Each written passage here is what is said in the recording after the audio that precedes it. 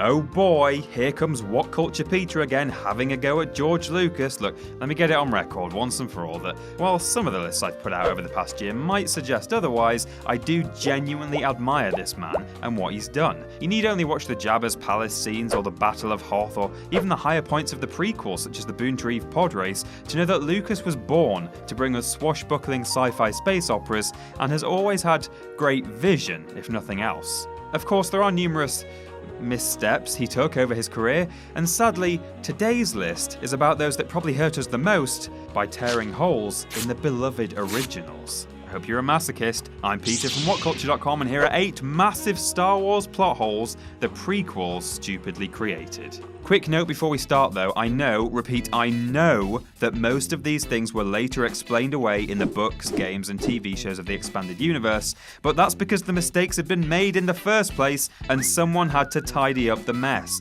What we're doing here is looking at the 6 movies in isolation and seeing where things fell down. If you see someone in the comments section saying, "Lol, shut up Peter you moron, that plot hole was explained away in Tales from the Tuscan Brothel issue 159, point and laugh at them and reply with, "Rewatch the intro, you dingbat." Okay, let's go. Number 8. Why did technology suddenly become a lot less advanced? Now, before we fall into the trap of saying this is simply down to improvements in CGI, just really have a think about what's actually in episodes 1 to 3. Not the way it's portrayed or the quality of the visual effects, but what's literally in there. Sleeker ships with more versatile weaponry, militarized droids and fully automatic blasters, even better quality holograms. I mean, look at the Republic AT-TE used during the Clone Wars, and then look at the AT-80 on Hoth. Center of gravity. Why is it so tall and thin? I have no issue with the prequels having more advanced CGI and cinematography than the originals, but there's absolutely no excuse for the older machinery being blatantly better.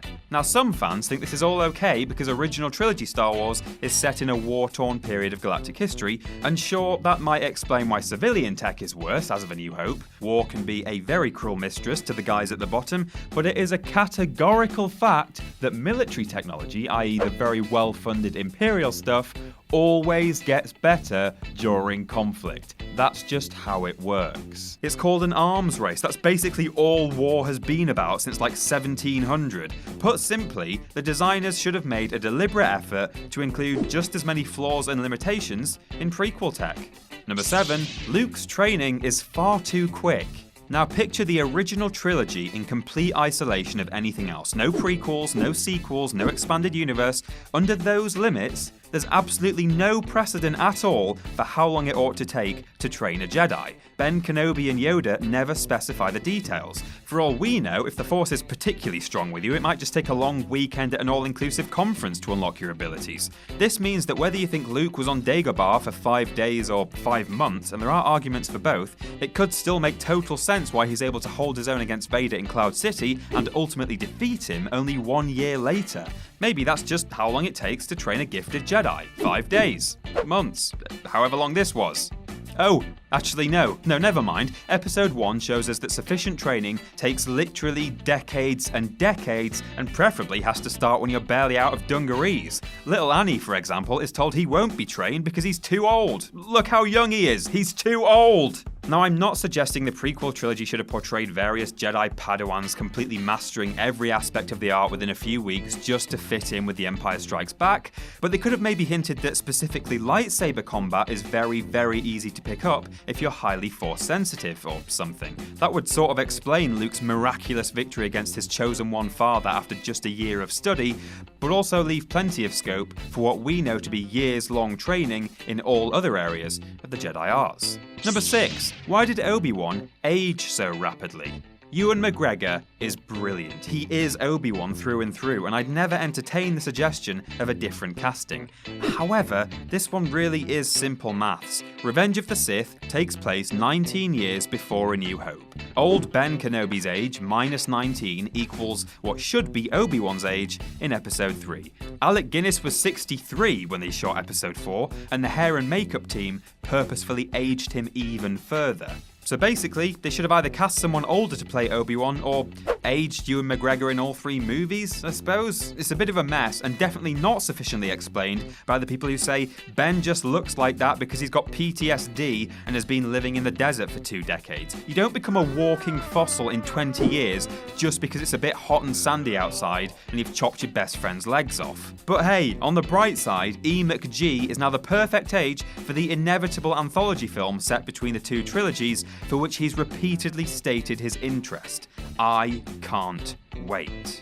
Number 5. Why did Ben Kenobi hide in plain sight? While we're still talking about Ben E.K., riddle me this. Obi-Wan and Yoda wanted to keep Luke and Leia away from Vader and Palpatine and also stay hidden themselves after surviving Order 66. Yoda went to hide on what is effectively just a big ball of moss and fog that can't be penetrated by scanners or other electronic instruments if Luke's X-Wing approach is anything to go by. Good choice. However, roly-poly Kenobi, withering away at a worryingly unnatural rate, took Luke to his actual uncle's house, former home of Anakin's actual mother, and then settled down in the very near vicinity, unashamedly choose to continually wear his Jedi robes, maintain enough of a mystical reputation that Owen openly describes him as a wizard, head into town often enough to have a working knowledge of Mos Eisley and its cantina, and change his name from Obi-Wan Kenobi to the totally different and brilliantly misleading Old Ben Kenobi. It's the same name.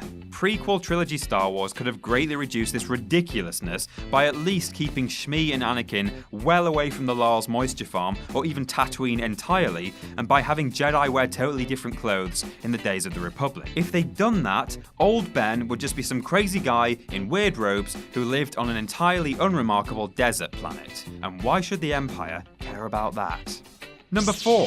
Why did Anakin revert back to Hayden Christensen as a ghost? To be fair, this problem comes down to George Lucas constantly remastering things, but it is a plot hole that wouldn't exist if the prequels hadn't been made, and therefore it makes this list. Star Wars Episodes 1 to 6 are at their core about the rise, fall, and subsequent atonement of Anakin Skywalker. In the very last moments of his life, Darth Vader becomes the man he once was, redeemed at last. Then one day, George Lucas decided that Hayden Christensen was the only light side version of Anakin, and so Sebastian Shaw was a dirty evil Sith, and so this is what his ghost should look like now, and so the entire point of a world-famous 6-movie saga painstakingly constructed over a period of 28 years.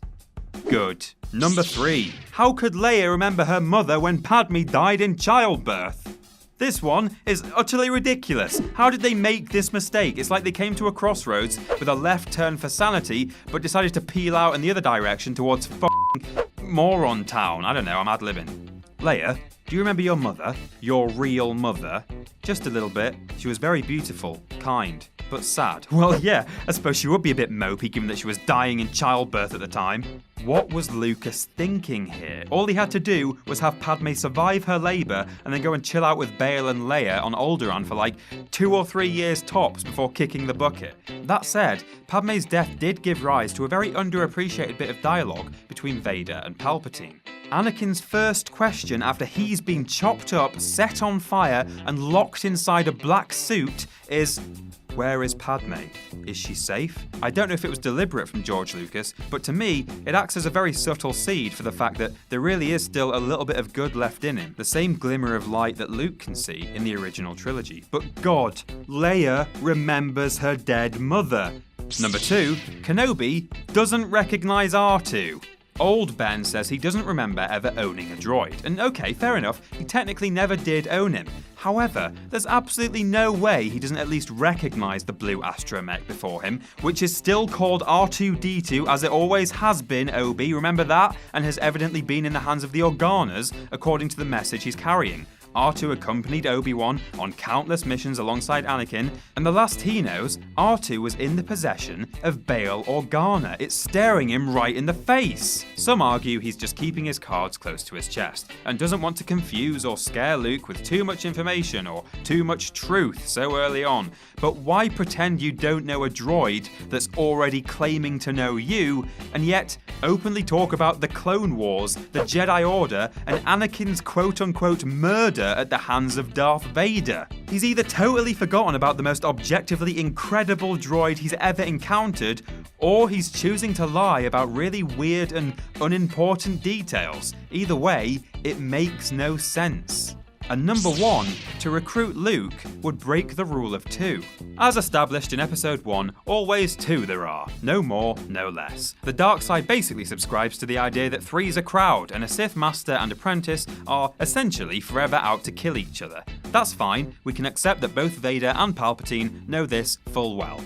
But for some reason, they openly talk to each other about bringing Luke over to their side so that the 3 of them can all Sith around together like a big black-cloaked trinity. But with the rule of 2 in mind, it leaves this enormous elephant in the room where the pair of them know that they want to kill each other to be replaced by Luke, and they know that they both know that they want to kill each other, and yet they're putting on this awkward and pointless pretense that they can just bring in a 3rd Sith and it'll all be tea and cakes and top banana for everyone. It would honestly make more sense within the context if they were just texting each other, "Hey man, just FYI, I'm gonna tempt Luke over to the dark side and then probably kill you or something, I guess. Ha ha ha, oh my god, I was thinking the exact same thing. God, we're so in sync." Sort it out, George. And that's our list, but I know I've missed some out because I didn't really have time, these entries are so chunky, so let's talk down below about all the other things that the prequels ruined. That'll be fun. As always, don't forget to like, share and subscribe. You can go to whatculture.com for all your news, lists and articles about Star Wars and all sorts of other things, and you can follow Whatculture on Twitter @Whatculture. I've been Peter from whatculture.com, and I'll see you soon.